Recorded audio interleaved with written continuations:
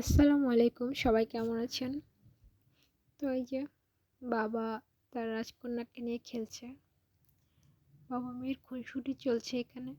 আর রোজা তো ভীষণ হ্যাপি।